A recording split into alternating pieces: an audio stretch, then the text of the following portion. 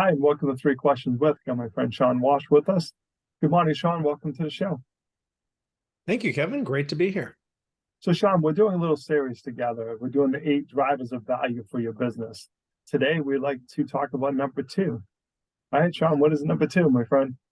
Number 2 is monopoly control. So last time we got together, we talked about financial performance, which is your EBITDA and the numbers.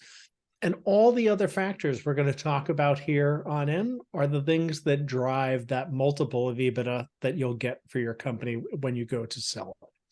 So what is monopoly control? The term monopoly control comes from Warren Buffett.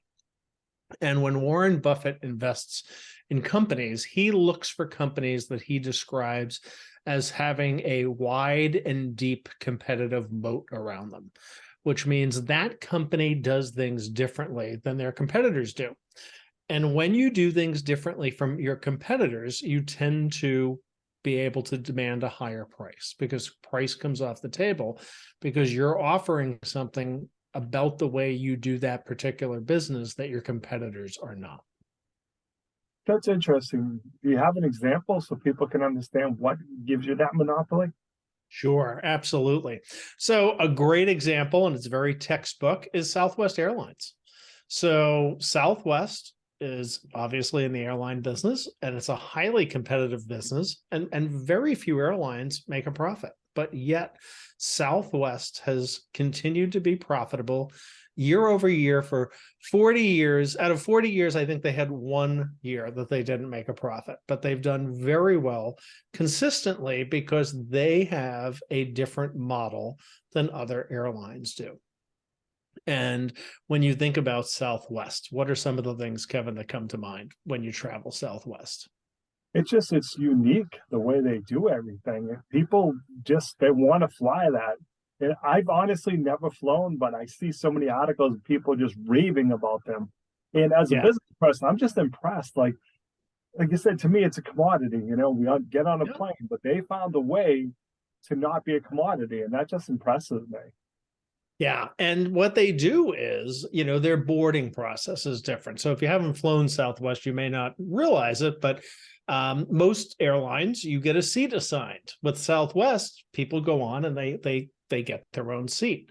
That allows them to turn the planes around faster at the gate, which makes them more profitable. They don't provide food.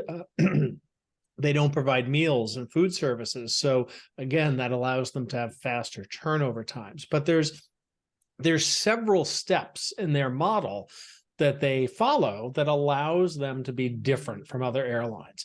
And when they first came out with that, other airlines tried to copy it. But when a competitor tries to copy your business model, they don't get everything just right. And a great example of that was Continental Airlines. They started chasing Southwest, and they tried to do the discount model like Southwest was doing, but at the same time, they continued to try to service full service clients.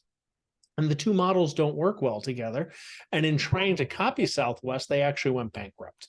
So, but again, they're both flying planes. They're both getting people from point A to point B. And when I sit down with entrepreneurs and I say, all right, what is your differentiator? They have a really hard time because they say, well, I'm just doing the same things that the other people in my industry are doing. I'm a plumber. I'm changing out water heaters and fixing clogs and pipes just like everybody else. But it's not that simple. It can be just the way you package and price things. It can be the experience that you create for a client. I mean, can you think of anything more commoditized than a cup of coffee? But yet, if I ask you who are the 2 biggest providers of coffee in the US, what are the 2 companies that are going to come to mind for you? Starbucks and Dunks. You got it. Starbucks and Dunkin' Donuts. And yet, I don't even drink coffee, Shawn. Right. And you know that. And they're charging us $4 and $5 for something that costs basically like a nickel to make. But why? They're creating an experience. I mean, Dunkin' Donuts customers are very loyal. Starbucks is not just about the cup of coffee. It's about creating an environment where you go sit and have a meeting with a client. It's in the delivery. So it doesn't have to be something dramatically different. You just have to do things different enough that your way is unique. All right. One of the most, again, a very commoditized product, toothpaste. Procter and Gamble was selling toothpaste, wanted to figure out a new strategy to go to market. And they came up with the Crest Total Mouth Care packaging, and they bundled up the brush and the toothpaste and the floss and the rinse, and they sold it as a package. Now, they took several highly commoditized products, but they packaged it differently. And their sales went up exponentially on those products. Amazing. So think about, how are you delivering your service, even if it's a common service, how are you delivering it differently to your client?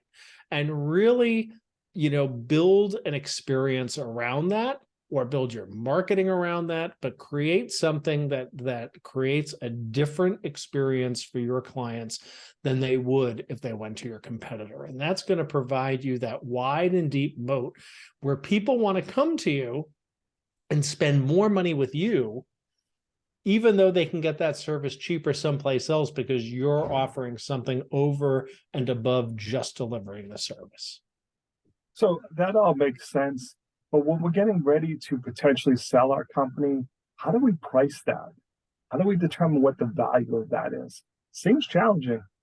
Yeah. And, one of the things they're going to look at is how loyal is your customer base? And, do people keep coming back to you? And how do your clients rate you? Again, going back to Southwest, they have a very loyal customer base.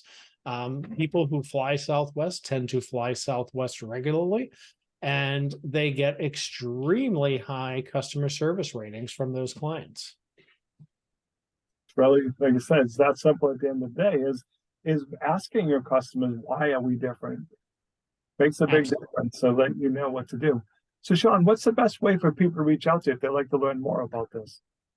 Absolutely. So they can reach out to me at Shawn at encorestrategic.io, or they can catch me on LinkedIn. We're on there. I'm on there pretty regularly posting, and always available to chat on there as well. Awesome, Shawn. I appreciate you taking a few minutes to call into the show. And as always, thanks for being my friend. Thanks, Kevin. Appreciate it.